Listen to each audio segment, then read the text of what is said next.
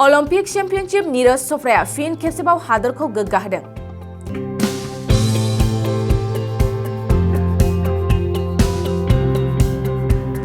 हादरनि जेभलिन हिरो नीरज चोपड़ाया दोहा डायमंड लीगआव नैथि खेबनि थाखाय देरहाबावबाय।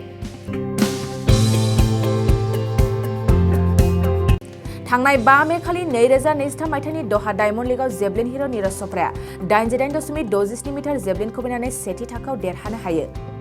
मिथिनाय बादिब्ला नीरज चोपड़ाया गासै 5 खेब खुबैनानै सेथि थाखोआव आवग्रिनो हायो।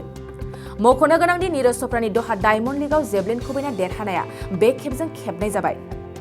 थांनाय बोसोरनि लावसानि डायमंड लीगआवबो 89.8 मिटार खुबैनानै जेभलिन हिरो नीरज चोपड़ाया गिबि खेब देरहानो हादोंमोन।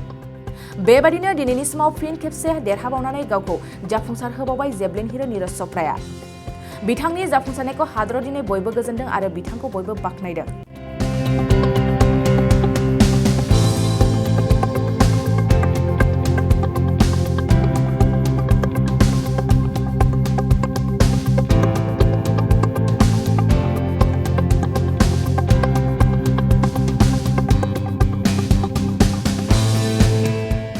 नोंथाङा सानाय सुनाय बेरामनि जेंनायाव दं नामा?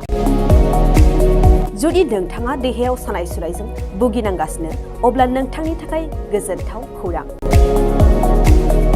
नोंथांनि थाखाय दं एसआइ निउर' थेरापि सेन्टार। बे थेरापि सेन्टाराव नोंथाङा गोरलैयैनो सानाय सुनाय बेरामखौ फाहामथाय लानो हागोन। ট্ৰিটমেণ্ট পাইছোঁ লগে লগে মোৰ মানে শৰীৰটো মানে একদম ফ্ৰী হৈ গৈছে। খোজ কঢ়াত খুব অসুবিধা আছিলে। ছাইডটো মোৰ একেবাৰে মানে বহুত বেয়া আছিলে, মানে খোজ কাঢ়িব মানে ভালকৈ পৰা নাছিলোঁ।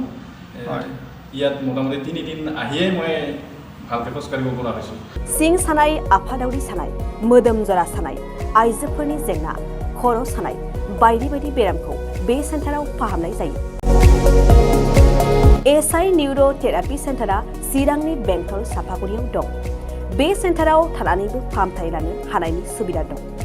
जुदि नोंथाङाबो फाहामथाय लानो लुबैदोंब्ला नैबे मबाइल नाम्बार 7620160459 नङाब्ला 9476977956 आव थोंजोङै जगाजग खालामनो हागोन।